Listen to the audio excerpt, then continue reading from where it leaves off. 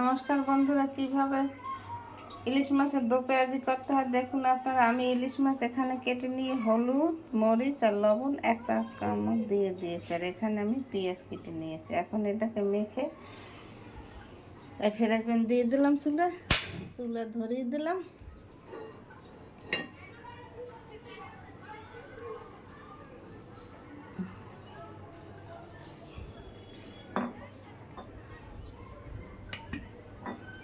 আমি তেল দিয়ে দিলাম 1 টেবিল চামচ।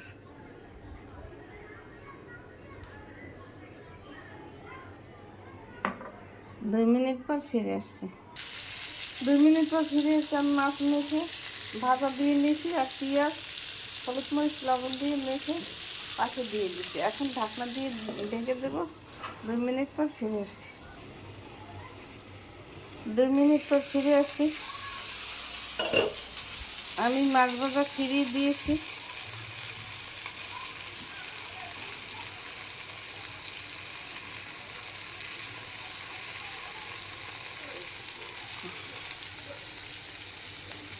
দুই মিনিট পর ফিরে আসছি। 2 মিনিট পর ফিরে আসছি। আমার ইলিশ মাছের দো পেঁয়াজি হয়ে গেছে।